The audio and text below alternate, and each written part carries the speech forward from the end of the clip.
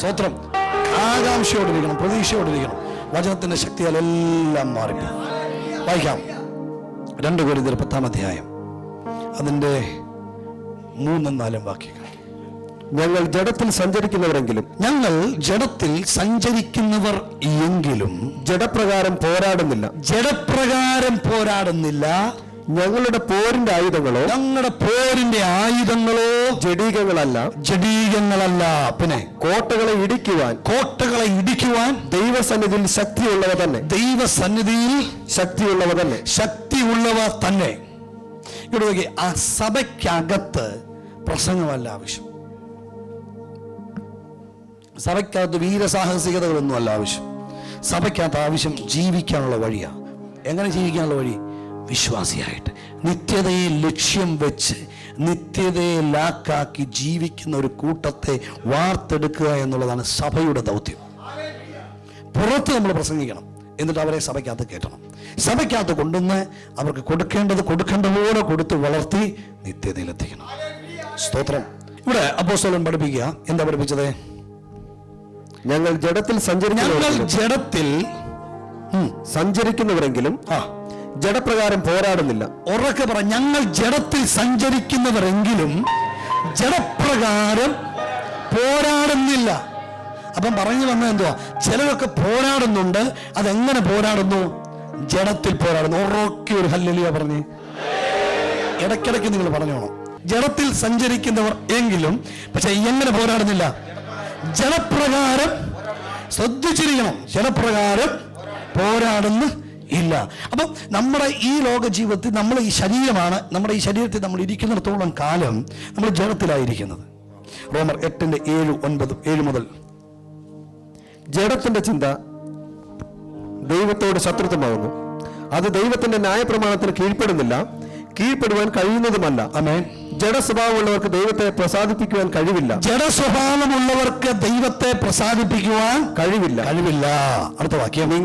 നിങ്ങളോ ദൈവത്തിന്റെ ആത്മാവ് നിങ്ങളിൽ വസിക്കുന്നു എന്ന് വരികിൽ ജഡസ്വഭാവമുള്ളവരെല്ലാം ആത്മസ്വഭാവമുള്ളവരത്രേ. എന്നെ നോക്കിയേ, നമ്മൾ ഈ ഭൂമിയിൽ ജീവിക്കുന്നത് ജഡത്തിലാണ് ജീവിക്കുന്നത്. പക്ഷെ നമ്മൾ ജഡപ്രകാരമല്ല ജീവിക്കുന്നത്. കേട്ടോ? നമ്മൾ ഈ ഭൂമിയിൽ ജീവിക്കുന്നത് ജഡത്തിലാ. പക്ഷെ നമ്മൾ എങ്ങനല്ല? ജഡപ്രകാരമല്ല. നമ്മൾ കാണുന്നതിനെ അല്ല വിശ്വസിക്കുന്നത്, നമ്മൾ കാണാത്തതിനെയാ വിശ്വസിക്കുന്നത്.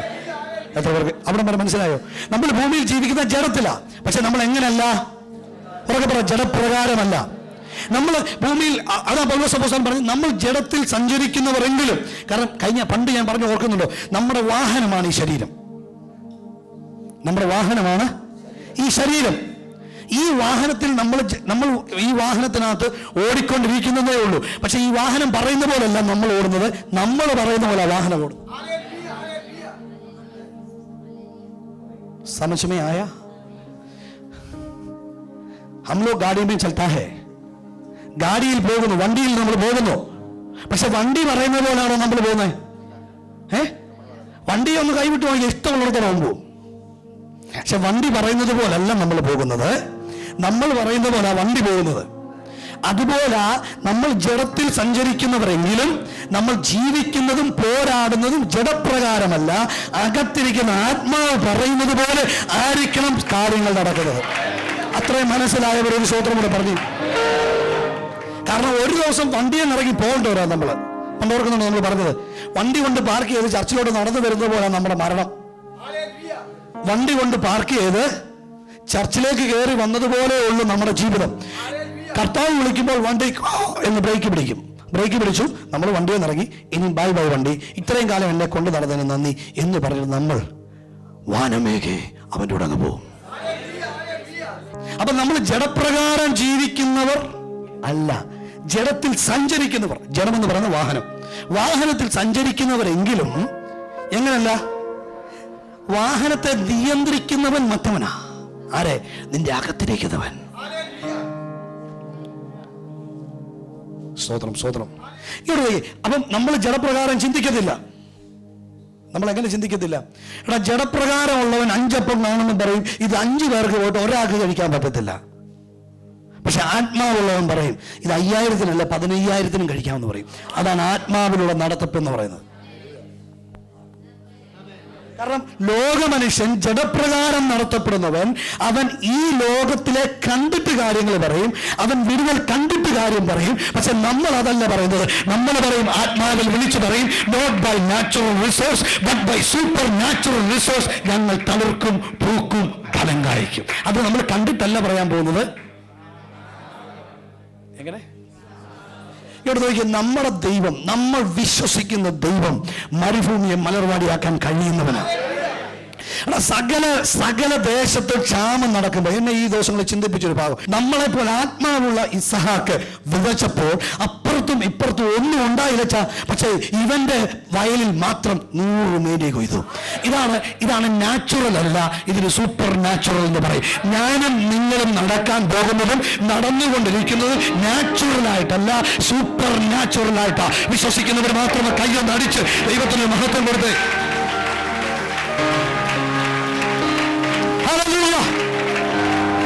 ഈ ലോകത്തിലെ മനുഷ്യൻ പറയും ക്ഷാമം വരുന്നു, അപ്പൊ നമ്മൾ പറയും കാക്ക വരും. നമ്മൾ ലോകത്തിലെ മനുഷ്യൻ പറയും ക്ഷാമമാ. പക്ഷെ ആത്മാവുള്ളവൻ പറയും, എടാ ഏത് ക്ഷാമത്തിലും എനിക്ക് വേണ്ടിയുള്ള കാക്ക അത് വന്നിരിക്കുക തന്നെ ചെയ്യും. ലോക മനുഷ്യൻ ജഡത്തിൽ ചിന്തിക്കുകയും അവൻ ലോകക്കാർ ആഗ്രഹിക്കുന്നത് പോലെ, ലോകക്കാർ പറയുന്നത് പോലെ ഇരുന്നങ്ങ് പറയുക. നിങ്ങൾക്കറിയാമോ, ചിലരൊക്കെ പത്രം വായിച്ചിട്ട് ഇരുന്നങ്ങ് പറയും, അച്ഛാ നമ്മളിവിടെ ഇത്രയും വിശ്വാസം പ്രസംഗിപ്പിച്ചിട്ട് അങ്ങോട്ട് വിട്ടേക്കുന്നു, ഇങ്ങനെ പറയുക. നിങ്ങൾക്കറിയാമോ 2016-നേക്കാളും കഷ്ടമായിരിക്കും 2017. ഇത് യഹോവ ഉണ്ടാക്കിയ ദിവസം ഞങ്ങൾ സന്തോഷിക്കും. ക്ഷാമകാലത്ത് ക്ഷേമത്തോടെ നടത്തുന്ന ദൈവമുണ്ട്. 5,50,000 പേർക്ക് കൊടുക്കാൻ കഴിയുന്ന ദൈവം, വിധവയുടെ എണ്ണ കുറഞ്ഞു പോകാതെ സൂക്ഷിച്ച ദൈവം.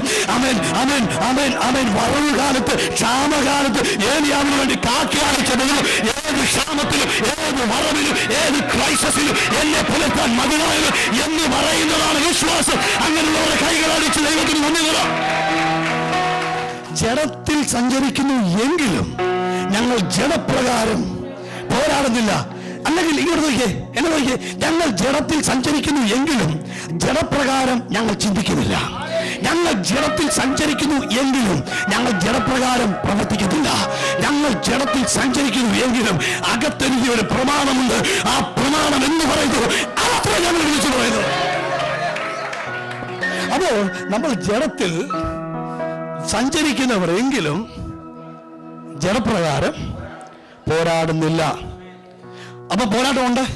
ശ്രദ്ധിച്ചേ, പോരാട്ടമുണ്ട്. പക്ഷെ എങ്ങനെ അല്ലെന്നേ ഉള്ളൂ, ജഡപ്രകാരം അല്ല. ഉറക്കെ പറ, ജഡപ്രകാരമല്ല. അടുത്തിരിക്കുന്ന ജഡപ്രകാരമല്ല. ഒന്നുകൂടെ പറ. സ്തോത്രം. ഹല്ലേലൂയ. എഫേസ്യ ലേഖനം 6-ാം അധ്യായം.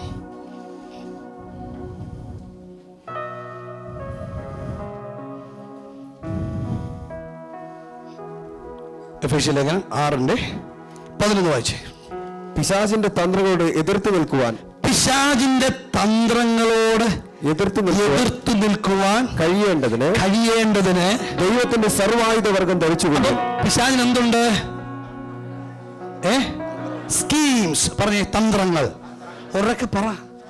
ഇതാരോട് പറഞ്ഞാ പൗലോസ്? എഫേസ്യ സഭയോട് പറയുക, രക്തത്താൽ വിലക്ക് മേടിക്കപ്പെട്ട സഭയോട് പറയുക, പിശാചിന്റെ തന്ത്രങ്ങളെ എതിർത്ത് നിൽക്കേണ്ടതിന്. അപ്പം പിശാചിന് എന്തുണ്ട്? ഉറക്കെ പറ, തന്ത്രമുണ്ട്. അപ്പം ഇങ്ങോട്ട് എന്നെ നോക്കെ പ്ലീസ്. ഇത് നിങ്ങൾക്ക് വളരെ പ്രയോജനപ്പെടും. ഇങ്ങോട്ട് നോക്കിയ പിശാചിന് പല തന്ത്രങ്ങളുണ്ട്. പക്ഷേ വേദപുസ്തകം നമ്മളോട് പറഞ്ഞു, നമ്മൾ ഇതിനോട് എതിർത്ത് നിൽക്കണം. പിശാചിന്റെ തന്ത്രങ്ങളെ നമ്മൾ അറിയാത്തവരല്ലല്ലോ എന്ന് വേറൊരു ഭാഗത്ത് പറയുന്നുണ്ട്. അപ്പൊ പിശാചിന്റെ തന്ത്രങ്ങളുണ്ട്. അത്ര മനസ്സിലാവോ? ദൈവത്തിന്റെ സർവായുധ വർഗം ധരിച്ചുകൊള്ളുവിൻ. അടുത്ത വാക്ക് 12. നമുക്ക് പോരാട്ടമുള്ളത് ജഡരക്തങ്ങളോടല്ല, ജഡത്തോടുമല്ല, ജഡത്തിനോട് ഒഴുകുന്ന രക്തമുള്ള ജഡരക്തത്തോടുമല്ല. ശ്രദ്ധിക്കണം. നിങ്ങൾ, ഞാൻ ഈ ആവേശം കൊള്ളിക്കുമ്പോൾ മാത്രം ആവേശം കൊണ്ടാ പോരാ, വചനം വരുമ്പോൾ നിങ്ങൾ ആവേശം കൊള്ളണം. പോരാട്ടമുള്ളത് ജഡരക്തങ്ങളോടല്ല. വാ തുറന്ന് പറഞ്ഞ ജഡ രക്തങ്ങളോട് അല്ല. അപ്പം നമുക്ക് ഇവിടെ എന്ത് വ്യക്തമാണ്? അടുത്ത വാക്യം പിന്നെ വായിക്കാം. നമുക്ക് ഇവിടെ എന്ത് വ്യക്തമാണ്? കോരിന്ത്യ ലേഖനത്തിൽ അപ്പോസ്തലൻ നമ്മളെ പഠിപ്പിച്ചു, നമ്മൾ ജഡത്തിൽ സഞ്ചരിക്കുന്നവരാ, പക്ഷേ നമ്മൾ ജഡത്തിൽ പോരാടുന്നവരല്ല. സ്തോത്രം. ഇവിടെ നിന്ന് എഫേസ്യ ലേഖനം വന്നപ്പോൾ പൗലോസ് പഠിപ്പിക്കുന്നു, നമ്മൾ പിശാചിന്റെ തന്ത്രങ്ങളോട് നമ്മൾ എതിർത്തു നിൽക്കണം. രണ്ടാമത്തെ വാക്യം, നമുക്ക് പോരാട്ടമുള്ളത് ജഡരക്തങ്ങളോടല്ല. ജഡരക്തങ്ങളോട് അല്ല. അത്രയും മനസ്സിലായോ? അപ്പൊ ഇതിനകത്തുനിന്ന് എന്തൊക്കെ മനസ്സിലായി? അല്ല, കോരിന്ത്യ ലേഖനത്തിൽ എന്നാ പറഞ്ഞേ, നമ്മൾ ജഡത്തിൽ സഞ്ചരിക്കുന്നു. അപ്പം നമ്മൾ ജഡത്തിൽ ഇങ്ങനെ സഞ്ചരിക്കുക. അപ്പൊ പക്ഷേ നമ്മുടെ മുന്നിൽ ഒരു പോര് വന്നു. നമ്മൾ പോരാടുന്നത് ജഡ രക്തങ്ങളോട് അല്ല, പിന്നെ വാഴ്ചകളോടും അധികാരങ്ങളോടും ഈ അന്ധകാരത്തിന്റെ ലോക അധിപതികളോടും സ്വർലോകങ്ങളുടെ ദുഷ്ടാത്മ സേനയോടും. ഇങ്ങോട്ട് നോക്കി. ഇപ്പം പൗലോസ് അപ്പോസ്തലൻ ഇങ്ങനെ എന്നൊക്കെ പഠിപ്പിച്ചു നമ്മളെ. ഒന്ന്, നമ്മൾ ജഡത്തിൽ സഞ്ചരിക്കുന്നവരാ. മനസ്സിലായോ?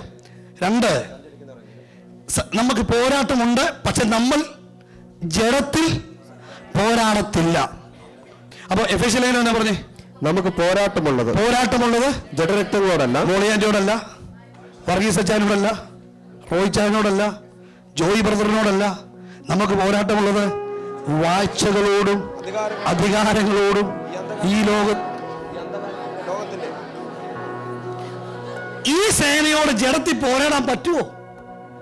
പിശാച് എന്നാ ചെയ്യുന്നറിയാമോ? പിശാച് നിന്റെ സമാധാനത്തെ കവർന്നെടുക്കുവാൻ ശ്രമിക്കും. യോഹന്നാൻ 10:10, അവൻ അറപ്പാനും മുടിപ്പാനും അവൻ വരും. പിശാചിന്റെ ഏറ്റവും വലിയ പരിപാടി എന്ന് പറയുന്നത് നിങ്ങളുടെ കുടുംബത്തിനകത്ത് പ്രാർത്ഥന നടക്കാതിരിക്കണം, ആരാധന നടക്കാതിരിക്കണം. നിങ്ങൾ ദൈവത്തെ ആരാധിക്കരുത്, നിങ്ങൾ ഐക്യതയോടെ പ്രാർത്ഥിക്കരുത്, നിങ്ങൾ ഒരുമിച്ച് നിൽക്കരുത്. ഇതാണ് പിശാചിന്റെ ഏറ്റവും വലിയ തന്ത്രം. ഇന്നലെ എന്നോട് ഭാര്യ മിണ്ടിയില്ല, തെറ്റിദ്ധരിക്കരുത്. അപ്പം ഞങ്ങളുടെ കൈകോർത്തുള്ള പ്രാർത്ഥന അത് കാരണം മുടങ്ങി. അപ്പം എന്തു പറ്റി? അവിടെ പിശാച് ജയിച്ചു. അവിടെ ഐക്യത നഷ്ടപ്പെടുത്താൻ. അപ്പം ഇവളും എന്നോട് മിണ്ടിയില്ല എന്ന് പറഞ്ഞുകൊണ്ട് ഞാൻ പ്രാർത്ഥന നിർത്തുകയല്ല ചെയ്യേണ്ടത്, അവളോട് തിരിച്ച് മിണ്ടാതിരിക്കുകയല്ല ചെയ്യേണ്ടത്. ഞാൻ ഇവളോട് മിണ്ടാതിരിക്കുമ്പം എനിക്ക് പോരാട്ടം ജഡത്തോടും രക്തത്തോടും. ഞാൻ അവളെ തിരിച്ച് ചീത്ത പറയുമ്പോൾ എൻ്റെ പോരാട്ടം ജഡത്തോടും രക്തത്തോടും. അങ്ങോട്ടും ആകട്ടാ, എല്ലാം സന്തോഷിച്ചൊക്കെ തിരിച്ചങ്ങോട്ടും ഇങ്ങോട്ടും ആകാം. എൻ്റെ ഭാര്യ എന്നോട് മിണ്ടാതിരിക്കുവാനായിട്ട് അവളെ പ്രേരിപ്പിച്ച അല്ലെങ്കിൽ അവളെ ചലിപ്പിച്ച ഒരാത്മാവുണ്ട്. നമ്മുടെ പോരിന്റെ ആയുധങ്ങൾ ജഡീകങ്ങളല്ല. അപ്പൊ ഞാൻ ഒരൊറ്റ അടി അങ്ങോട്ട് വെച്ച് കൊടുത്തു ഇവിടെ മിണ്ടുവോ? അവിടെ വൈരാഗ്യം കൂടുമല്ല ഉള്ളോ, മറിച്ച് അപ്പുറത്തോട്ട് മാറി മുട്ടയിരുന്ന് വാഴ്ചകളെയും അധികാരങ്ങളെയും ആയുധം വർഗം വെപ്പിച്ച ശക്തിയെ ബന്ധിക്കണം. കൈയടിച്ച് സമയങ്ങളാണ്. ഈ എന്റെ പ്രാർത്ഥന മുടക്കിയത് ഇവളെ ഇൻഫ്ലുവൻസ് ചെയ്ത സ്പിരിറ്റാ. ഒരു പക്ഷേ ഈ ചർച്ചയിൽ നിന്ന് അങ്ങോട്ട് ഇറങ്ങി പോകുമ്പോൾ ആ പുള്ളി ബ്രദറിനെ കണ്ടിട്ട് മിണ്ടിയില്ല. അപ്പം എന്തൊരു ആരാധനയായിരുന്നു, എല്ലാം പോയി. ആ പുള്ളി എന്നെ കണ്ട് മിണ്ടിയില്ല. നിന്നെ കൊണ്ട് മിണ്ടിപ്പിക്കാൻ ഒരു സ്പിരിറ്റ് അവൻ. കാരണം നിന്നെ തകർക്കുക എന്നുള്ളതാ പിശാചിന്റെ ലക്ഷ്യം. നിന്റെ കുടുംബത്തിനകത്ത് അറക്കണമെങ്കിൽ, നിന്റെ കുടുംബത്തിനകത്ത് കയറി അവന് കളിക്കണമെങ്കിൽ നിന്നെ വിഘടിപ്പിച്ചേ മതിയാകുള്ളൂ. മത്തായിയുടെ സുവിശേഷത്തിൽ യേശു ഇങ്ങനെ പറഞ്ഞു. ഒരിക്കൽ യേശു ഭൂതങ്ങളെ പുറത്താക്കിക്കൊണ്ടിരിക്കുമ്പോൾ അവിടെ നിൽക്കുന്നവരെല്ലാം വന്ന് പറഞ്ഞു, ഇവൻ ഭൂതങ്ങളുടെ വലിയവനെ കൊണ്ടാ ഭൂതത്തെ പുറത്താക്കുന്നത്. ഉടനെ യേശു പറഞ്ഞ മറുപടി, എടാ, ഒരു രാജ്യങ്ങൾ തമ്മിൽ അടിച്ചാൽ, ഒരു രാജ്യം തന്നിൽ ചിന്തിച്ചു എങ്കിൽ അത് ശൂന്യമാകും. ഒരു ഭവനം തന്നിൽ ചിന്തിച്ചു എങ്കിൽ അത് ശൂന്യമാകും. ഭാര്യയും ഭർത്താവും ഐക്യത നഷ്ടപ്പെടുത്തിയാൽ അത് ശൂന്യം. എന്താ കാരണം? സില്ലി മാറ്ററാ ബ്രദറെ. ഉപ്പില്ലായിരുന്നു ചോറിന്. ഇത് കാരണം നമുക്ക് ദേഷ്യം. ഈ ഉപ്പില്ലാത്തതിന്റെ കാരണം നമ്മൾ പറയാത്തതൊന്നുമില്ല. നമ്മൾ ഇന്നലെ വരെയുള്ള കൃപ അങ്ങോട്ട് മാറ്റിവെച്ചിട്ട് വായി തോന്നിയത് മുഴുവനും വിളിച്ചു പറഞ്ഞു. നിന്റെ അമ്മ പണ്ടേ അങ്ങനെ ഉപ്പ് തരത്തില്ലായിരുന്നു, നീയും അങ്ങനെ, ഇപ്പൊ നീ ഉപ്പ് തരത്തില്ല. ഇതെല്ലാം കൂടെ പറഞ്ഞു കഴിഞ്ഞിട്ട് പിന്നെ എങ്ങനെ കൈ പിടിച്ച് നീ പ്രാർത്ഥിക്കും? ഒരു പട്ടണമോ ഗ്രഹമോ തന്നിൽ തന്നെ ഛിദ്രിച്ചു എങ്കിൽ എന്തു പറ്റും? നിലനിൽക്കാൻ പറ്റില്ല. അവിടെ മറ്റവൻ കയറും. പിശാചിന് ഇടം കൊടുക്കരുത്. നിന്റെ കുടുംബ സമാധാനത്തിനകത്ത് പിശാചിന് ഇടം കൊടുക്കരുത്. അച്ഛാ, ആ വ്യക്തി എന്നെ നോക്ക്, ഉപ്പില്ലെങ്കിൽ ഇന്ന് നമ്മൾ എന്നാ ചെയ്യണം? ഓ, ഞാൻ ആഗ്രഹിച്ചതാ ഇന്ന് ഉപ്പില്ലാതെ ഇച്ചിരി ആഹാരം കിട്ടണമെന്ന്.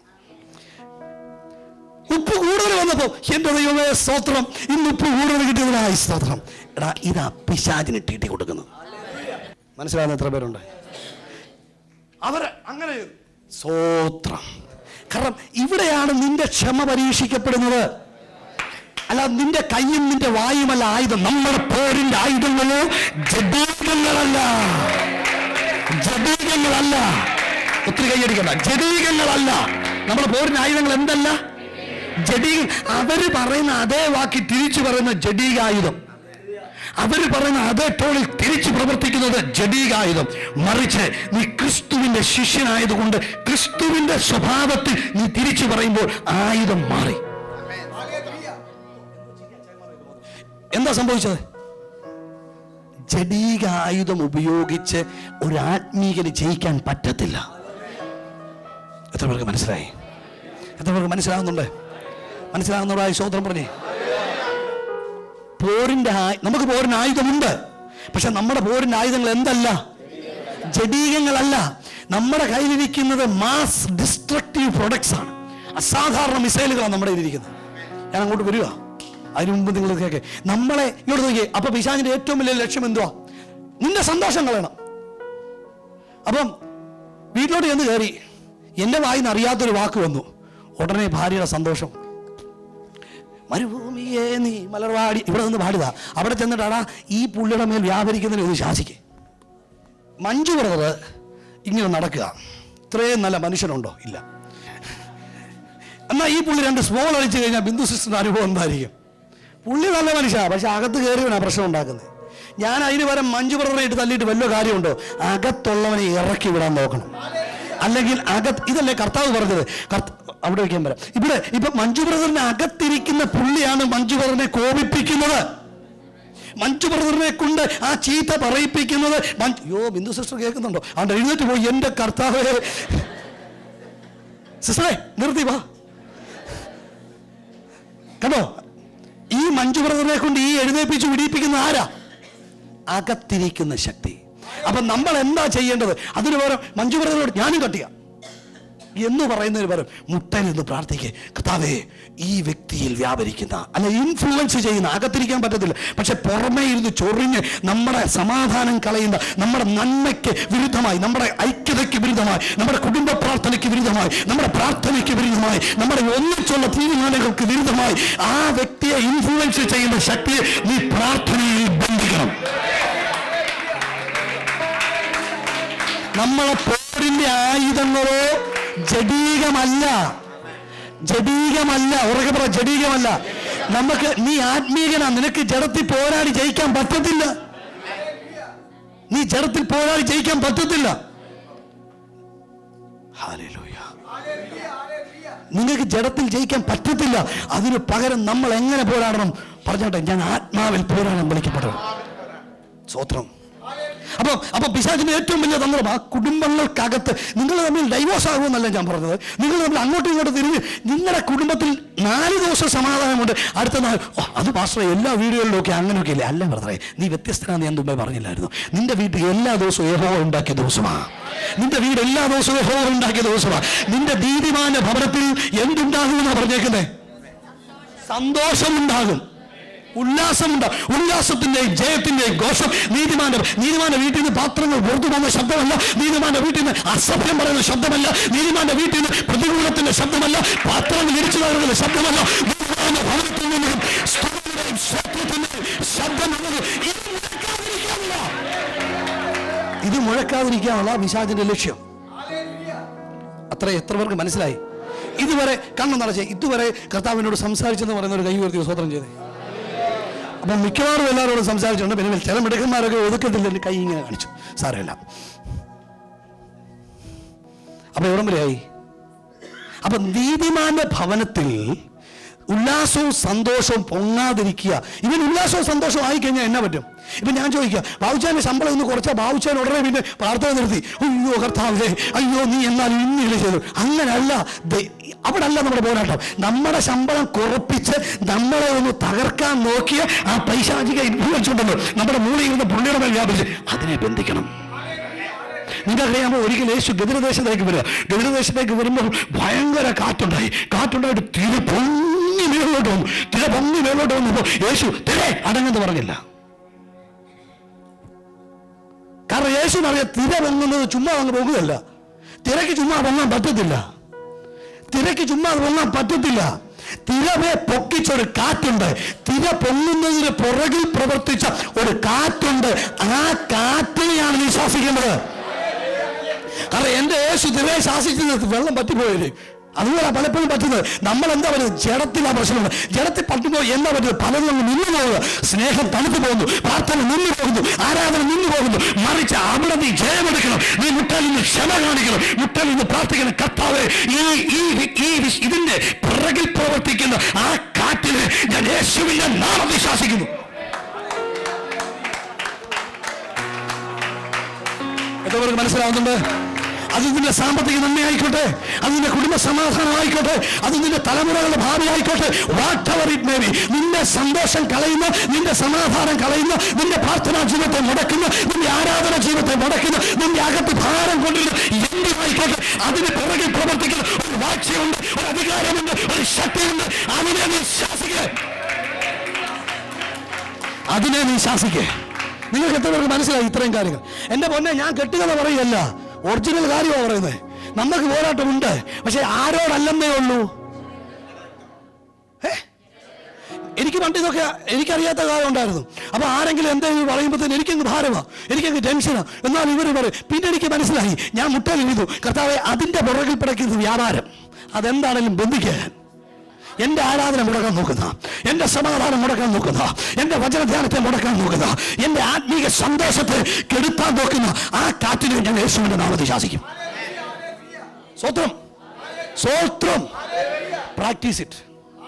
അല്ല, തിരിച്ചങ്ങോട്ട് പോരാടുകയല്ല വേണ്ടത്. കീരിയും പാമ്പും പോലെ നിൽക്കാനല്ല നിന്നെ വിളിച്ചത്. രണ്ട് മാടപ്രാവുകളെ പോലെ ഇരിക്കാൻ വിളിച്ചാൽ മതി. അതിന് കീരി പാമ്പ് പോലെ ആകരുത്. ഇവിടെ നോക്കിയേ, ഇത് കുടുംബത്തിനകത്തെ മാത്രം കാര്യം. അപ്പുറത്തെ കാര്യമോ നിന്റെ ജോലിയിൽ. ഇവിടുന്ന് അങ്ങോട്ട് ചെല്ലുമ്പോൾ അവിടുത്തെ ബോസ് വലിയ ഗജവീരനെ പോലെ ഇങ്ങോട്ട് നിൽക്കുന്നു. നീ ഒന്നും പറയണ്ട, സ്വത്രം പറഞ്ഞ അകത്തോട്ട് കയറേ. കാരണം ഇന്ന് ബോസ് കോപിച്ചതിനായി സ്വത്രം. അയ്യോ, പിശാച് ഇങ്ങനെ നിൽക്കും. എടാ, ഇവനെ കോപിപ്പിച്ചാലും രക്ഷയില്ലല്ലോ. നമ്മുടെ പോരിന്റെ ആയുധങ്ങളോ. അതിന് പകരം നമ്മൾ ഓടി അപ്പുറത്ത് നിന്നിട്ട് അയാൾ അല്ലേലും അങ്ങനെ കള്ളനാ, ഇന്നലെ നിന്നോടായിരുന്നു, ഇന്ന് എന്നോടാടാ. നമുക്കുള്ളതല്ലാതെ നമ്മൾ പറയേണ്ടി എന്തുവാ? സ്വത്രം. വർഗീസച്ചാനോട് എന്നാലും അയാളന്ന് എൻ്റെ ബ്രദറെ എന്നോടൊന്നും പറഞ്ഞില്ല കേട്ടോ, പുള്ളി നല്ല മനുഷ്യനാണ് പുള്ളി. എന്നിട്ട് നമ്മൾ പുള്ളിയെ അനുഗ്രഹിച്ചു. എന്തു പറ്റി? ദൈവം പുള്ളിയുടെ ഹൃദയത്തെ മാറ്റും. അടുത്തേക്ക് നമ്മൾ വ്യത്യസ്തരാ. ചിരിച്ചോണ്ട് പറഞ്ഞേ നമ്മൾ വ്യത്യസ്തരാന്ന്. വലിച്ചു ചിരിക്കാതെ ഒറിജിനൽ ചിരിച്ചാട്ടെ. പറഞ്ഞാട്ടെ, നമ്മൾ വ്യത്യസ്തരാന്ന് പറഞ്ഞാട്ടെ. നമ്മളെ പോരിന്റെ ആയുധങ്ങൾ എന്തെങ്കിലും കാണുമ്പോൾ മനസ്സിനടുത്ത് പോയിട്ട് പിന്നെ അന്യഭാഷ പറയുന്നത് എന്തിനാ എൻ്റെ കുഞ്ഞെ? നിന്റെ അന്യഭാഷ ഒറിജിനൽ ആണെങ്കിൽ, നിന്റെ അകത്തിരിക്കുന്ന ആത്മാവ് ഒറിജിനൽ ആണെങ്കിൽ, നിന്റെ പോരാട്ടം ജഡത്തിലാകത്തില്ല, നിന്റെ പോരാട്ടം ആത്മാവിലായിരിക്കും. നമ്മൾ ആത്മീയനാണോ അല്ലയോ എന്ന് ചർച്ചിനകത്തല്ല അറിയേണ്ടത്, നമ്മൾ ആത്മീയനാണോ അല്ലയോ എന്ന് പുറത്ത് അറിയേണ്ടത്. മനസ്സിലായോ? എത്ര പേർക്ക് മനസ്സിലായി? നമ്മൾ ആത്മീയനാണോ അല്ലയോ എന്ന് എവിടെ അറിയേണ്ടത്? പുറത്ത് അറിയേണ്ടത്, അകത്തല്ല. ഇവിടെ വരുമ്പോൾ നീ ആത്മീയനായിക്കോ, പക്ഷെ പുറത്തിറങ്ങുമ്പോൾ നിന്റെ പ്രതികരണം, നിന്റെ സംസാരം, നിന്റെ ചിന്ത, നിന്റെ കൈകാര്യം ചെയ്യുന്ന രീതികൾ, ഇതാണ് നിന്റെ ആത്മീയതയെ വിളിച്ചറിയിക്കുന്നത്. ഒരു സ്വതന്ത്രം കൂടെ പറഞ്ഞാട്ടെ. കുറച്ച് പേരൊക്കെ ശ്രദ്ധിക്കുന്നുണ്ടോ? കുറച്ച് പേര് ശ്രദ്ധിക്കുന്നില്ല. കുറച്ച് പേരെ കലിപ്പിച്ച് നോക്കുന്നു. എന്നെയാണോ ഈ പാസ് ഉദ്ദേശിക്കുന്നത്? അല്ല ബ്രദറെ, ദൈവം തന്നെയായിരിക്കും ഉദ്ദേശിക്കുന്നത്, ഞാൻ തന്നെയല്ല. ഞാൻ സഭയെ ഉദ്ദേശിച്ചാ പറഞ്ഞേ. സ്വതന്ത്രം. Praise the Lord. ഓക്കെ, ഇവിടെ നോക്കി. അപ്പൊ നമുക്ക് പോരാട്ടം ആരോടാ? എഫേസ്യ ലേഖനത്തിൽ എന്നാ പറയുന്നത്? ജഡരക്തങ്ങളോടല്ല. അടുത്ത നമുക്ക് പോരാട്ടം മനുഷ്യരോടില്ല. സുവാർത്ത സഭയിലുള്ള ഒരു വ്യക്തിക്കും ഒരു മനുഷ്യരോട് പോരാട്ടമില്ല.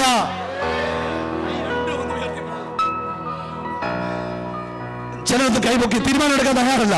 എനിക്ക് പോരാട്ടം മനുഷ്യരോടില്ല. കൈകൾക്ക് രണ്ട് കൈകൾക്ക് വീശി പറഞ്ഞു, എനിക്ക് പോരാട്ടം മനുഷ്യരോടില്ല. ആര് പറഞ്ഞു? പാസ്റ്റർ പറഞ്ഞോട് തന്നെയല്ല. എഫേസ്യർ 6:12 പറയുന്നു. എന്ത് പറയുന്നു? ഞാൻ ഇങ്ങോട്ട് നോക്കിയേ. ജഡത്തിൽ നീ പോരാടി നോക്കുക, ജയിക്കുക. നീ ആത്മാവിൽ പോരാടും. ചിരിക്കാത്തവരെ നോക്കി ചിരിക്കാൻ പഠിക്കണം. കൈ തരാത്തവരെ നോക്കി കൈ കൊടുക്കാൻ പഠിക്കണം. സ്നേഹിക്കാത്തവരെ സ്നേഹിക്കാൻ പഠിക്കണം. കെട്ടിപ്പിടിക്കാത്തവരെ കെട്ടിപ്പിടിക്കാൻ പഠിക്കണം. ഒന്നും മനസ്സിലാകുന്നില്ല. നമുക്ക് പോരാട്ടം ആരോടില്ല? പുറക്കെ പറഞ്ഞേ, പുറകെ അടുത്തിരിക്കുന്നവരോട് നമുക്ക്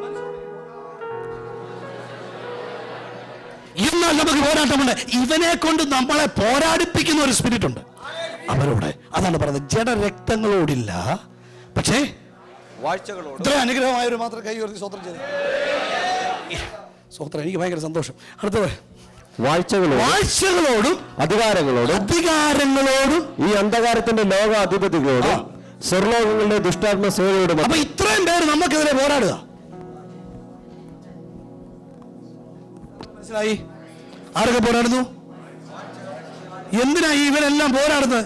ഇവർക്ക് വേറെ ഒന്നും വേണ്ട, നിന്റെ ആത്മാവിനെ മാത്രം കിട്ടിയാൽ മതി. നിന്റെ കുടുംബ സമാധാനം തകർക്കണം, നിന്റെ നന്മ തകർക്കണം, നിന്നെ മുന്നോട്ട് വിടരുത്, നിന്നെ പിടിച്ചു വെക്കണം. ഇതിനെല്ലാമായിട്ട് ഇത്രയും കൂട്ടർ നിന്ന് പോരാടുന്നത്. എന്തൊക്കെയാ അവരുടെ പോരാട്ടം?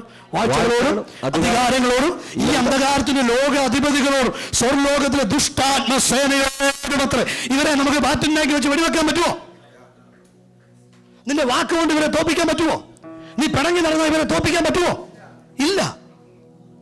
സ്തോത്രം. നിങ്ങൾക്ക് എത്ര പേർക്കറിയാം ദാനിയേലിന്റെ കഥ? ഇപ്പൊ ഇവിടെ നിൽക്കുന്ന പലരും ചിന്തിക്കുന്നു ഇങ്ങനെ പോരാട്ടം ഉണ്ടോ? ശ്രദ്ധിക്കുക, എന്നെ നോക്കി. നിങ്ങൾക്കറിയാമോ, ദാനിയേലിന്റെ പുസ്തകം 10-ാം അധ്യായം വായിക്കുമ്പോൾ ദാനിയേൽ ഉപവാസമിരുന്നു.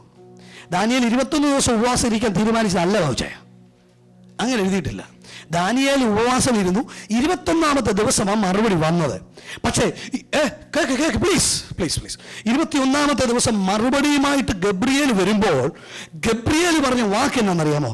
ദാനിയേലേ, എൻ്റെ പ്രിയ ദാസനെ അല്ലെങ്കിൽ പ്രിയനായവനെ, നീ എന്ന് ഈ വിഷയത്തിന് വേണ്ടി മുട്ടും മടക്കിയോ അന്ന് ഞാൻ സ്വർഗത്തിൽ നിന്നും മറുപടി അയച്ചു. പക്ഷേ ഞാൻ ഈ മറുപടിയും കൊണ്ട് നിന്റെ അടുക്കലേക്ക് വരുമ്പോൾ ആകാശമണ്ഡലത്തിൽ വ്യാപരിക്കുന്ന ദുഷ്ടാത്മസേന അല്ലെങ്കിൽ ആ ദേശത്ത് വ്യാപരിച്ച ശക്തി, പേർഷ്യൻ ശക്തി എന്നെ തടഞ്ഞു വെച്ചു. മനസ്സിലാകുന്നുണ്ടല്ലോ? എന്നെ ദാനിയേലിന്റെ പ്രാർത്ഥന തടഞ്ഞെങ്കിൽ നിന്റെ പ്രാർത്ഥന അറിയാമായിരിക്കും. തടഞ്ഞു വെച്ചു. അവിടെ ഞങ്ങൾ നമ്മൾ മൽപ്പിടുത്തമാണ്. 1-ാം ദിവസം തൊട്ട് 21 ദിവസം നമ്മളെ മണ്ണ് പിടിച്ചു. അവസാനം പ്രധാന ദൂതനായ മിഖായേൽ വന്നു. മീഖായേൽ വന്നിട്ട് എന്ത് സംഭവിച്ചു? മീഖായേൽ വന്ന് ഞാൻ മീഖായേലിനെ ഇവനെ ഏൽപ്പിച്ചു. ഇവിടെ നോക്കിയേ, വർഗീസ് വായിച്ച ഇവിടെ നോക്കിയേ, ഗബ്രിയേല് അവിടുന്ന് വാർത്തയുമായിട്ട് ദാനിയേലിന്റെ മറുപടിയുമായിട്ട് വരിക. അച്ഛൻ എന്നെ തള്ളണം കേട്ടോ. അപ്പൊ ഞാൻ ഗബ്രിയേൽ, അച്ഛനായിക്കോട്ടെ മറ്റേ പാർസി രാജാവ്, തള്ളി എന്നെ വിടത്തില്ല, അങ്ങോട്ട് എന്നെ വിടത്തില്ല, മറുപടി കൊടുക്കത്തില്ല. ഞാൻ ഗബ്രിയേൽ, അച്ഛൻ ദുഷ്ടസേനയെ ഓർത്തോ തടഞ്ഞു നിർത്തിയിരിക്കുക. ഇതാണ് ആത്മാവനത്തിൽ പോരാട്ടം നടക്കുന്നത്. നിന്റെ ആത്മാവിൽ നീ കാണണം, നീ പ്രാർത്ഥിക്കുമെന്ന് കാണണം, നീ ഐക്യതയില്ലാതിരിക്കുമെന്ന് കാണണം, നിന്റെ ഹൃദയം ഭാരപ്പെട്ടിരിക്കുമ്പോൾ നീ ഇത് കാണണം. നീ കാണണം. നീ പ്രാർത്ഥിക്കുമ്പോൾ നിന്റെ പ്രാർത്ഥനയ്ക്ക് മറുപടിയുമായി വരുന്ന ശക്തിയെ തടയാൻ ആകാശമണ്ഡലത്തിൽ വ്യാപരിക്കുന്ന ശക്തികളുണ്ട്. നീ ഐക്യതയില്ലാതെ ഭാര്യയും ഭർത്താവ് പ്രാർത്ഥിച്ച കേൾക്കോ? ഉടനെ പാർസി രാജാവ് ഇറങ്ങി വന്ന് പറയും ഇവന്റെ പ്രാർത്ഥനയ്ക്ക് മറുപടി വെക്കാൻ പറ്റത്തില്ല. എത്ര പേർക്ക് വല്ലതും കിടി? ഒരു സ്വതന്ത്രം പറഞ്ഞേ. അപ്പം നിന്റെ പ്രാർത്ഥന വ്യവസ്ഥ പ്രകാരമായിരിക്കണം. ഓക്കെ, ദാനിയേലിന്റെ പ്രാർത്ഥനയെ കുറിച്ചല്ല ഞാൻ പറഞ്ഞത്. അപ്പം പോരാട്ടമുണ്ട്, പോരാട്ടം. നിന്റെ പ്രാർത്ഥന സ്വർഗത്തിൽ ചെല്ലാതിരിക്കാനും നിന്റെ മറുപടി വരാതിരിക്കാനുമായിട്ട് ദേശത്ത് വ്യാപരിക്കണം. അന്നത്തെ പേർഷ്യൻ രാജ്യത്തിന്റെ ഒരു അധിപതി പാർസി പ്രഭു എന്നാ പറഞ്ഞിരിക്കുന്നത്. ഈ പ്രഭു തള്ളുക. അവസാനം സ്വർഗത്തിൽ നിന്ന് കണ്ടു, മറുപടി വന്നില്ല. ദാനിയേൽ 21 ഉടനെ മിഖായേൽ ഇങ്ങോട്ട് വന്നിട്ട് ഉടനെ ഗബ്രിയേൽ പറഞ്ഞു, മിഖായേൽ നീ ഇവനെ കൈകാര്യം ചെയ്യും, ഞാൻ ദാനിയേലിന്റെ അടുക്കലോട്ട് പോട്ടെ. ദാനിയേലിന്റെ അടുക്കൽ ചെന്ന് മറുപടി പറഞ്ഞിട്ട് ദാനിയേലിനോട് പറഞ്ഞ അടുത്ത വാക്ക എന്നെ സന്തോഷിപ്പിച്ച് പറയുക. ഇരുന്നോച്ചാ പ്രഭു ഇരുന്നാട്ടെ, 21 ദിവസം എന്നോട് എതിർത്തുന്നു. അടുത്ത വാക്യം ഇവിടെ പോലെ. ഓക്കെ, ഇവിടെ വന്ന് ദാനിയേലിനോട് സകല കാര്യങ്ങളും പറഞ്ഞിട്ട് അടുത്ത വാക്യം പറയുക. വായിച്ച് ഞാൻ നിന്റെ അടുക്കൽ വന്നിരിക്കുന്നത് എന്തിനെ നീ അറിയുന്നുവോ? ഞാനിപ്പോൾ ഇനി മടങ്ങി പോകാൻ പോകും. ആരോട്? പാർസി പ്രഭുവിനോട് യുദ്ധം ചെയ്യുവാൻ. ആര് മടങ്ങി പോന്നു? എന്റെ പൊന്നെ, ഇവിടുന്ന് വല്ല മിസൈൽ വിട്ടാൽ അവിടെ വല്ല ഏൽക്കുവോ? ഇവിടെ മുട്ടയിലിരുന്നതിന്റെ പ്രതിഫലമാ. അവിടുത്തെ രാജ്യം മാറാൻ പോവാ, രാജാവ് മാറാൻ പോവാ. നിങ്ങൾക്ക് എത്ര പേർക്ക് അറിയാം? ഓരോ രാജ്യത്ത് ഓരോരുത്തരെ ഇരുത്താൻ മേലിൽ ചിലവന്മാർ തീരുമാനിക്കുന്നു.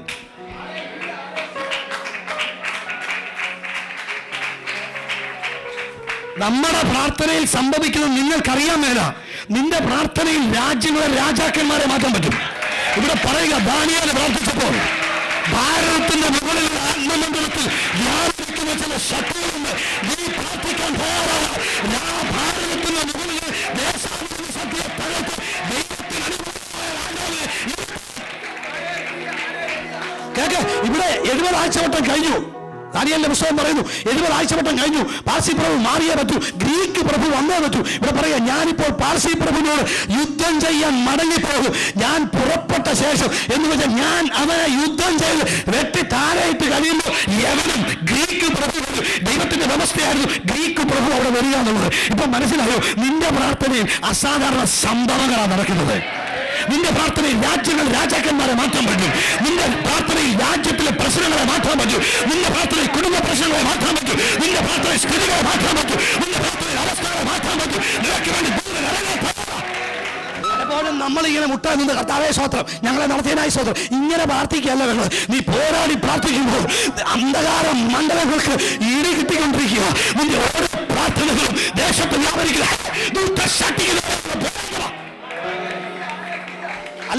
അല്ലാതെ ഞാൻ ആ വാക്ക് ഉപയോഗിക്കുന്നില്ല. ആർക്കാണ് വിഷമായെന്നോ, ഞാൻ ഉണക്ക ക്രിസ്ത്യാനി എന്ന് പറഞ്ഞത് ക്ഷമിക്കുക. നമ്മൾ ചുമ്മാതെ ഞാനും എൻ്റെ ഭാര്യ, എൻ്റെ പിള്ളേരും, എൻ്റെ കുഞ്ഞ് കർത്താവെ കാത്തോളെ. നിന്നെ കാത്തുക്കാൻ ദൂതൻ ഓൾറെഡി നിൽക്കുക. നിനക്ക് ചുറ്റും ദൂതൻ പാളയം ഇറങ്ങിയിരിക്കുക. എന്റെ പൊന്നെ, നിന്റെ ഇടത്തും തലത്തും അത്രയും ദൂതന്മാരാ. ഇനി ഈ ഹോളിൽ 200 പേരുണ്ടെങ്കിൽ 400 ദൂതന്മാർ ഈ ഹോളിൽ ഇറങ്ങി നിൽക്കുക. നിനക്ക് വിശ്വസിക്കാൻ പറ്റുമോ? ദൈവത്തിന്റെ വചനം വിളിച്ചു പറയുന്നു. ഓ ശബാന ശൽക്കബാന ജൂഡൽ കബാന. നീ പ്രാർത്ഥിക്കുമ്പോൾ പ്രവർത്തിക്കുമ്പോൾ ദൂതന്മാരെ. ദാനിയേൽ പ്രാർത്ഥിച്ചത് ഭാര്യയ്ക്ക് വേണ്ടിയല്ല.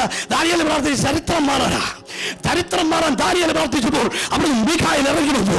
എന്നാൽ യവന പാർസി പ്രഭു ശക്തനായവൻ, ദേശത്തിന്റെ അധിപതി, അവനെ തടഞ്ഞു നിർത്തിയപ്പോൾ സ്വർഗത്തിന് അടുത്ത ആളിനെ വിട്ടു. എന്നിട്ട് മാറ്റി നിർത്തിയിട്ട് അവൻ ദാനിയേലിന്റെ അടുക്കൽ ഒരു കാര്യം പറഞ്ഞിട്ട് മടങ്ങിപ്പോയി. ദാവീദ് അവിടെ ചെന്ന് യുദ്ധം ചെയ്ത് മറ്റവരെ തോൽപ്പിച്ച് യവന പ്രഭുവിനെ പിടിച്ച് രാജാവാക്കി. ഇതത്രേ നിന്റെ പ്രാർത്ഥനയിൽ സംഭവിക്കുന്നത്. ദാനിയേൽ അവിടെ യുദ്ധം ചെയ്തത് സമരമില്ല. ദാനിയേൽ അവിടെ യുദ്ധം ചെയ്ത് പിന്നോക്ക യാത്ര, മുന്നോക്ക യാത്ര നടത്തിയല്ല. ദാനിയേൽ അവിടെ യുദ്ധം ചെയ്തത് പായലില്ല. ഇന്ന് മനസ്സിലാക്കി, നീ മുന്നേ പായൽ നടക്കുന്നത്, നീ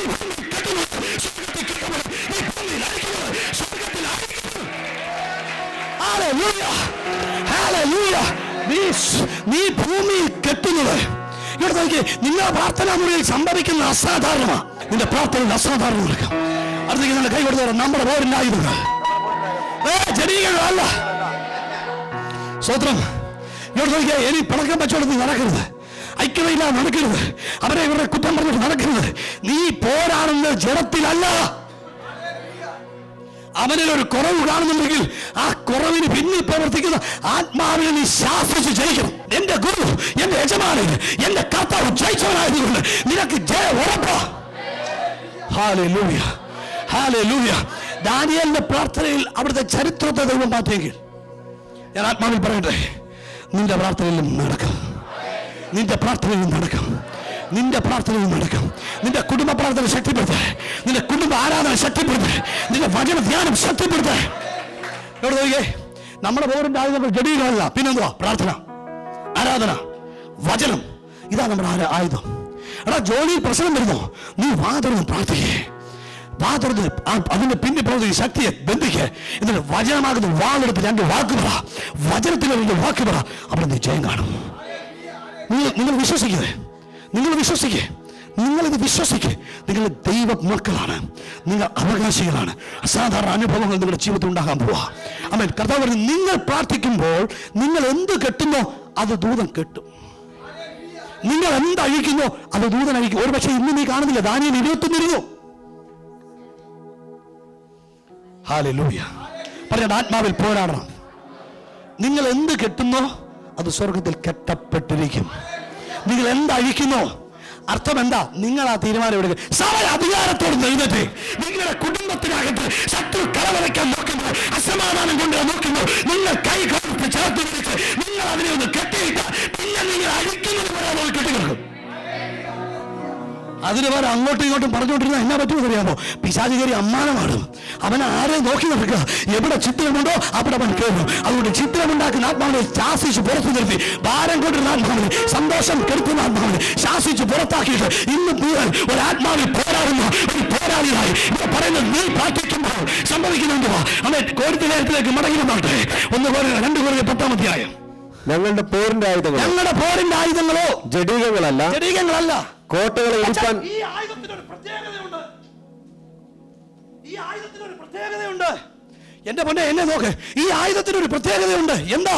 ഇത് കോട്ടകളെ ഇടിപ്പാൻ. ഏത് വലിയ കോട്ട നീ കെട്ടിയാലും നിന്റെ പ്രാർത്ഥനയിൽ ഇല്ലാത്ത കോട്ടയില്ല. ഞങ്ങളുടെ ആയുധങ്ങൾ ജഡീകങ്ങളല്ല, ജഡത്തിന്റെ ആയുധങ്ങളല്ല, മറിച്ച് ദൈവമക്കളുടെ ജയം not because of their talent, not because of their strength, not because of their knowledge, പക്ഷെ ദൈവമക്കളുടെ ജയം എന്ന് പറയുന്നത് ദൈവത്താൽ മാത്രമാണ്. ഹല്ലേലൂയ. ദാനിയേൽ പ്രാർത്ഥിക്കുക, അവിടുത്തെ 70 ആഴ്ച വിട്ട് സംഭവം മാറണം. ദാനിയേൽ പ്രാർത്ഥിക്കാൻ തുടങ്ങിയപ്പോൾ ശക്തമായ കോട്ട കെട്ടിയിരിക്കുക. ആര്? പാർസി പ്രഭു, ദേശത്തിന്റെ ദേശത്തിന്റെ അധിപതി ഭയങ്കര ശക്തമായ കോട്ട കെട്ടിയിരിക്കുക. അപ്പൊ 21 അങ്ങോട്ട് ഇരുന്നു. 1-ാം ദിവസം തന്നെ സ്വർഗത്തിൽ 4 വിട്ടു. കോട്ടകളെ ഇടിക്കുന്ന നിന്റെ പ്രാർത്ഥന. മനസ്സിലായി? എന്റെ അച്ഛാ, നമ്മൾ ചുമ്മാതെ പായരുത്. സ്വത്രം ഇതല്ല, നീ പോരാട്. ഇവിടെ പറയുന്ന മിലിറ്ററി വാക്കാണ് ഉപയോഗിച്ച് കോട്ടകളെ ഇടിക്കുന്നത്, ശത്രുവിന്റെ കോട്ടകളെ ഇടിക്കുന്നത്, അവന്റെ സുരക്ഷിത മേഖലകളെ ഇടിച്ചു കയറുന്ന നിന്റെ പ്രാർത്ഥന, അവന്റെ മേഖലകളെ ഇടിച്ചു കയറുന്ന നിന്റെ ആരാധന, അവന്റെ മേഖലകളെ ഇടിച്ചു കയറുന്ന നിന്റെ ആത്മീയ വാക്കുകൾ.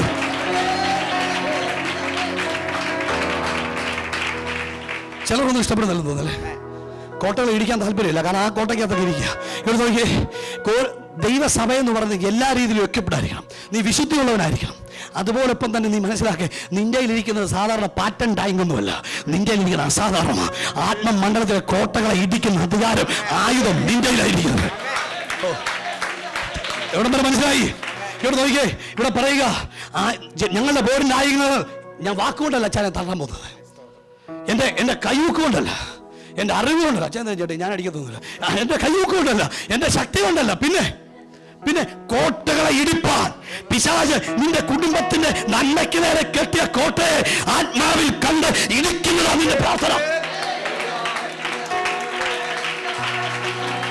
നിന്റെ വാഗ്ദത്തത്തിനെതിരെ, നിന്റെ നന്മയ്ക്കെതിരെ, നിന്റെ മിനിസ്ട്രിക്കെതിരെ, നിന്റെ ഉയർച്ചയ്ക്കെതിരെ പിശാച് കെട്ടിയതിനെ ഇടിക്കുന്നതാണ് നിന്റെ പ്രാർത്ഥന. എന്റെ പൊന്ന് കുട്ടം പറഞ്ഞത് നമ്മൾ അങ്ങോട്ട് മുട്ടുമടക്കുന്നു. ഗബ്രിയേലും മികാലും തയ്യാറായി നിൽക്കുക. എന്നാ ചെയ്യണം? ഇവർക്ക് പണിയൊന്നുമില്ല അവിടെ, കാരണം ആത്മാവിൽ പ്രാർത്ഥിക്കുന്നത് കുറവായിപ്പോ. എന്നാൽ ഇപ്പൊ പ്രാർത്ഥിക്കാൻ നീ തയ്യാറായ, നിനക്ക് വേണ്ടി ദൂരം വിളിച്ചിരിക്കുക. ആരെ നോക്കി? അതല്ലേ ദിനവൃത്താന്ത പുസ്തകത്തിൽ പറഞ്ഞത്, തന്നെത്താൻ ഏകാഗ്ര ചിത്തന്മാർക്ക് താൻ ബലമാണെന്ന് കാണിക്കണം. അവന്റെ കണ്ണ് ഇന്ന് നിങ്ങളുടെ കുടുംബത്തിൽ ഐക്യതയുണ്ടെങ്കിൽ, നിന്റെ പ്രാർത്ഥനയിൽ നീ പോരാടാൻ തയ്യാറായെങ്കിൽ, നിന്റെ വാഗ്ദത്തങ്ങൾ തടയാൻ പിശാചിന് കഴിയത്തില്ല. ഏത് ഉരുക്ക് കോട്ടകളെയും ഇടിക്കുന്നതാ നിന്റെ കയ്യിലിരിക്കുന്ന ആയുധം. ഉറങ്ങുന്നവർക്കൊന്നും മനസ്സിലാകുന്നില്ല, എന്നാൽ ജീവനോടിരുന്ന് കേട്ടാട്ടെ, ഏത് പോരാട്ടത്തെയും ജയിക്കാൻ കഴിവുള്ളതാണ് നിന്റെ ഇരിക്കുന്ന ആയുധം. അത് ആയുധം എന്ന് പറയുന്നത് ഡൈനാമിക് അല്ല, പാറ്റൻ ടാങ്ക് അല്ല, AK-47 അല്ല. നിന്റെ ഇരിക്കുന്ന പ്രാർത്ഥന, നിന്റെ ആരാധന, നിന്റെ സ്നേഹം, നിന്റെ ക്ഷമ, നിന്റെ സ്തോത്രം, ഇത് കോട്ടകളെ തകർക്കും. യെരിഹോ തകർക്കാൻ ഒന്നും ചെയ്തില്ല. അതാണ് നിന്റെ ഇരിക്കുന്ന ആയുധം. ദൈവമക്കളുടെ വാഗ്ദത്തത്തിന് വിരുദ്ധമായി പിശാച് കെട്ടിപ്പൊക്കിയ കോട്ടയായി നമ്മൾ ആത്മീയത്തിൽ കണ്ടാട്ടെ. ആ കോട്ടയെ തകർക്കാൻ ഇവർക്ക് ഡൈനാമിറ്റ് വെക്കേണ്ട ആവശ്യം വന്നില്ല. അവൻ എന്താ ചെയ്യുന്നത്? അതിന് ചുറ്റും നടന്നു, ഒന്ന് പ്രാർത്ഥിച്ചു, ഒരൊറ്റ ഹല്ലേലൂയ, കോട്ടയിടുന്ന താഴെ പോയി. ആത്മാവിൽ കണ്ടാട്ടെ നിന്റെ ജീവിതത്തിൽ ഇത് സംഭവിക്കാൻ പോവാ. നീ ആത്മാവിൽ കാണുമ്പോൾ, പ്രാർത്ഥിക്കുമ്പോൾ, നീ സ്വർഗ്ഗം ഇവിടെ കെട്ടുമ്പോൾ സ്വർഗ്ഗം കെട്ടിക്കുമ്പോൾ, നീ ഇവിടെ അയക്കുമ്പോൾ സ്വർഗ്ഗത്തിലായിരിക്കും. Jesus, Jesus, Jesus. Hallelujah, hallelujah. ഇന്ന് എത്ര പേർ പോരാളികളായി എഴുന്നേൽക്കാൻ തയ്യാറാ?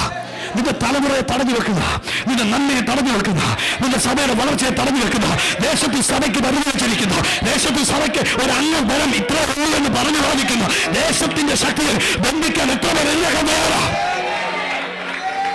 നിന്റെ മേലായി അധികാരമിരിക്കുന്നത്. ഞങ്ങളുടെ പോരിന്റെ ആയുധങ്ങളോ എന്തല്ല ജനീയങ്ങളല്ല, പിന്നെ മോനയുടെ പിന്നെ കോട്ടകളെ ഇടിപ്പാൻ പറഞ്ഞ കോട്ടകളെ ഈ കൈ കാണിച്ചത് കോട്ടകളെ ഇടിപ്പാൻ. ഒന്ന് കൈ കാണിച്ച പിശാചിനെ കാണട്ടെ. എടാ ഈ പ്രാർത്ഥനയിൽ നീ ഇടിക്കാൻ പോവാ. ഇവിടെ പറഞ്ഞ wrestling എന്നുള്ള വാക്ക് ഇംഗ്ലീഷ് ഉപയോഗിച്ചിരിക്കുന്നത്. We are not wrestling against flesh and blood.